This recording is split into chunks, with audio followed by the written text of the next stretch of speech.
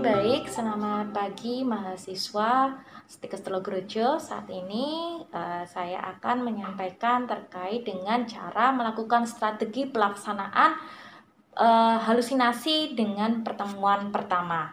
Nah, yang harus dilakukan atau yang harus disiapkan terlebih dahulu adalah cara mengatasi masalah kesehatan jiwa dengan jadwal kegiatan harian. Yang kedua adalah dengan standar diagnosa SDKI ya, dan SLKI, dan kombinasi antara psiki beserta tahapan dari strategi pelaksanaan.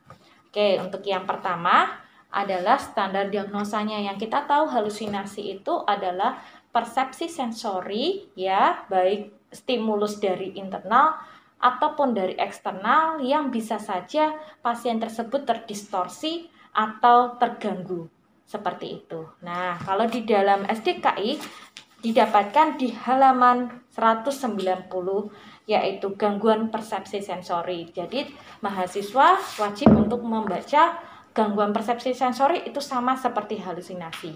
Bisa dilihat untuk data mayor dan data minor dari pasien halusinasi. Setelah itu, setelah kita membaca diagnosanya, kita lihat standar luaran keperawatan Indonesia. Untuk standar luaran keperawatan Indonesia bisa dilihat di halaman 93, yaitu persepsi sensori. Setelah itu baru kita tetapkan untuk intervensi, untuk standarisasi intervensi keperawatan Indonesia. Kalau dari strategi pelaksanaan menurut IPKJI ada 4, yaitu yang pertama adalah mengontrol halusinasi dengan cara menghardik, yang kedua dengan cara obat, dan yang ketiga dengan cara verbalisasi atau bila mendengar bisikan-bisikan bisa menyampaikan kepada teman untuk bisa menegur apakah ini bisikan atau tidak dengan cara verbal, dan yang terakhir dengan cara jadwal kegiatan harian. Oke, begitu informasi pendahuluan untuk yang bagaimana cara mempersiapkan untuk melakukan strategi pelaksanaan kepada pasien dengan halusinasi. Selamat menyaksikan. Seorang laki-laki berusia 25 tahun dirawat di RSJ dengan diagnosa skizofrenia paranoid. Pada saat dikaji, klien tampak tertawa dan berbicara sendiri, mulut komat-kamit, serta gelisah. Klien mengatakan dirinya mendengar suara pacarnya yang sudah meninggal untuk sholat. Afek pasien labil saat mendengar suara bisikan. Menurut keluarga pasien belum pernah dirawat di RSJ. Pasien 2 tahun yang lalu mengalami masa lalu yang menyedihkan, yaitu kekasihnya yang meninggal dunia. Apa yang harus dilakukan perawat?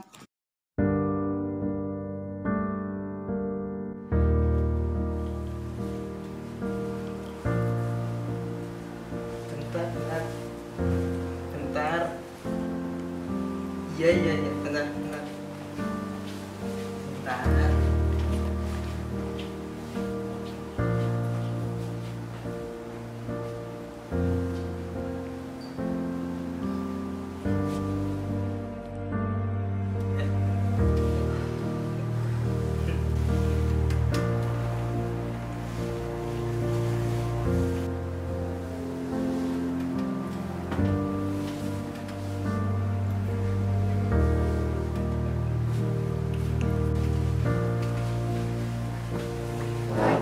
Selamat pagi, dokter. Iya. Bu Ola, Sis Ola. Iya, hari ini ada pasien baru atas nama Pak Ahmed ya. Berikut rekam medisnya. Ternyata baru pertama kali masuk. Masalahnya karena ditinggal oleh calon istrinya 1 tahun yang lalu. Sudah 2 bulan yang lalu mengalami mulai bicara kacau dan sebagainya hal, murung, mulai terdengar bahwa suara-suara kalau menyuruh Pak Ahmed itu untuk sholat, tapi sholatnya itu sering lebih dari 5 kali. Oh iya, Seperti ini. oh iya, siap. Oke Sus, ini kan tadi skizofrenia ya, paranoid, kemudian ada halusinasinya. Kalau gitu saya ngasih resepnya ini ya, THP, kemudian risperidon sama clozapine. Itu ya. Untuk terapinya ya, saya akan melakukan terapi individu dengan strategi pelaksanaan halusinasi 1 sampai dengan 4 ya. Setelah itu nanti dengan kombinasi farmakologi dari dokter. Iya, gitu ya. Terima kasih banyak, Dok. Selamat pagi. Selamat pagi. Mari. Iya, Dok.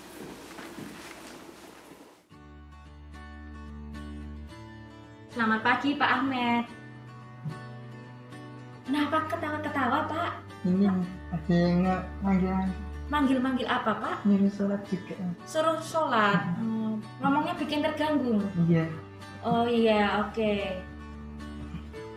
Ngomong apa sih, Pak? mau nyuruh sholat terus ini apa ini?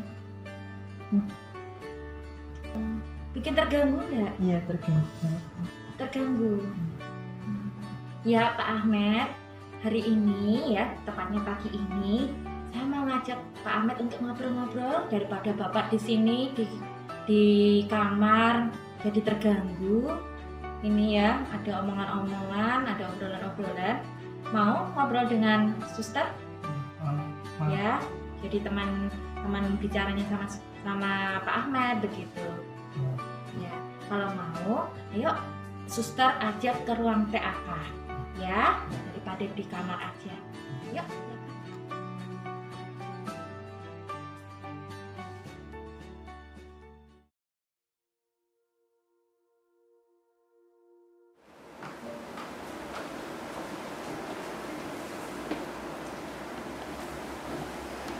Selamat pagi Pak Ahmed. Perkenalkan, nama saya Suster Laura. Ya, saya yang merawat Pak Ahmed pagi ini dari jam 7 sampai dengan jam 2 siang.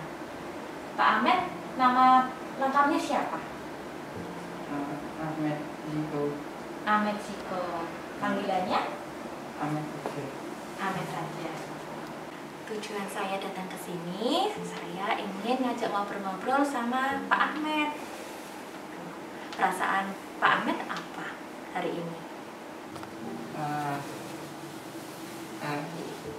Jengkel sus. Tadi banyak yang manggil-manggil. Saya lihat tadi pagi tidak mau kumpul sama teman-teman, cuma di kamar. Dan di kamar cuma ngobrol-ngobrol sendiri, tertawa sendiri. Apa masalahnya Pak Ahmed? Tadi ada yang manggil-manggil sus, nggak tahu. Suruh sholat terus tadi. Oke Pak Ahmed, saya mau ngajak ngobrol-ngobrol sama Pak Ahmed. Cuma 10 menit aja, nggak usah lama-lama ya. Nah, tempatnya di sini aja, di ruang TAK ya. Topiknya saya mau ngajarin Pak Ahmed untuk melawan isi suara-suara yang tadi didengar sama Pak Ahmed, itu suara-suara yang bikin Pak Ahmed terganggu. Bagaimana? Mau? Iya sus. Oke Pak Ahmed, sebelum saya mulai, boleh disebutkan dulu nama identitas Pak Ahmed, Ahmed Ziko. tanggal lahirnya, 20 Mei sus. tahunnya. 2000 sus. Oke, bagus, berarti sesuai nggih. Oke, baik. Pak Ahmed tadi sempat menyampaikan ya penyebab halusinasinya karena apa. Bisa dijelaskan lebih runtut lagi penyebabnya karena apa sih Pak? Itu sus, calon istri meninggal padahal udah suruh sholat terus sus. Sering terdengar terus-menerus nggak Pak? Sering sus, bahkan sampai lupa sus. Sampai lupa apa? Lupa itu sholat apa, banyak sekali sus sholatnya. Suaranya itu munculnya saat apa Pak? Setiap saat. Ini manggil-manggil lagi sus. Oh begitu, berarti Bapak kalau mengingat mendiang almarhum calon istri jadi terdengar seperti itu ya Pak? Iya sus. Oke, setelah mendengar suara-suara yang sering didengar sama Pak Ahmed itu, perasaannya bagaimana, Pak? Jengkel, Sus. Jengkel banget nih. Bapak disuruh ngapain, Pak, sama suara-suara tersebut? Pengen nonjok aja, Sus. Nonjok terus, Sus. Pengen nonjok, pengen marah. Iya, Sus. Bapak bikin kacau enggak? Terganggu ya dengan suara-suara itu? Iya, Sus. Oke, baik Bapak. Saat ini saya akan mengajarkan Bapak cara mengendalikan atau melawan suara-suara yang tidak jelas seperti itu. Namanya adalah melawan atau mengontrol halusinasi. Kemarin memang Bapak sudah diajarkan ya, apa sih itu halusinasi? Nah, saya akan menjelaskan cara untuk Bapak tidak lagi ya mendengar suara-suara itu. Ada 4 penjelasannya. Yang pertama dengan cara menghardik, yang kedua dengan cara obat, yang ketiga dengan cara berbicara dengan orang lain ketika Bapak mendengar suara-suara bikin terganggu, dan yang terakhir melakukan aktivitas atau kegiatan harian. Nah, hari ini saya akan mengajarkan cara mengontrol halusinasi dengan cara menghardik. Bagaimana, Bapak mau? Iya, Sus. Oke, Bapak, saya akan mengajarkan bagaimana cara mengontrol halusinasi dengan cara menghardik. Yang pertama adalah Bapak tutup mata terlebih dahulu.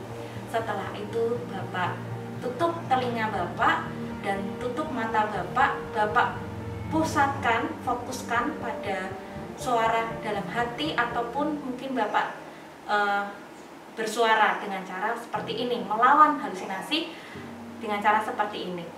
Pergi, pergi, saya tidak mau mendengar. Seperti itu. Suaranya keras tidak apa-apa, suara dalam hati juga tidak apa-apa. Tapi lebih plong kalau suaranya disampaikan. Gitu, Bapak bisa coba. Saya pengen lihat Bapak bagaimana caranya. Pergi, pergi. Jangan ganggu aku lagi.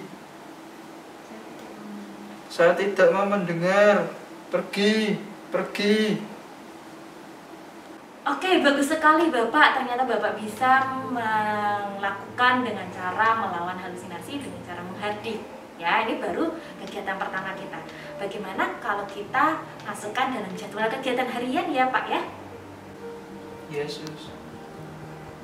Oke Bapak, saya ini punya buku yang nantinya untuk diberikan kepada Bapak dengan cara mengatasi masalah kesehatan jiwa Pak Ahmad. Nah, ini saya tulis ya, karena Pak Ahmad ini baru pertama kali. Saya tulis namanya Pak Ahmad di sini ya. Oke.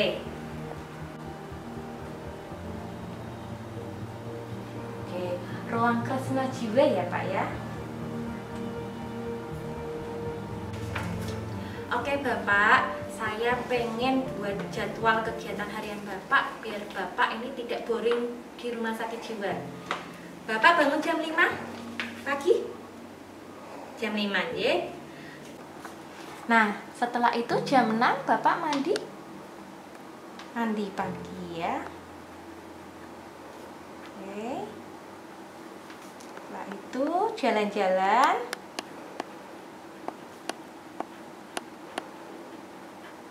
Terus makan pagi. Oke, jadwal kegiatan Bapak kan sudah ada. Nah, sekarang kita selipkan tadi cara mengontrol halusinasi dengan cara apa Pak? Menghardik. Oke, di jam berapa Bapak mau melakukan menghardik? Mau berapa kali? 3 kali ya. Oke, di jam berapa Bapak? Oke, baik, di jam 8 ya mau menghardik.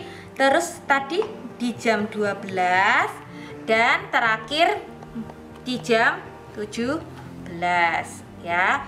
Oke, baik. Jadi ada 3 ya sampai dengan jam 17 ya. Di jam 8, jam 12 dan jam 17.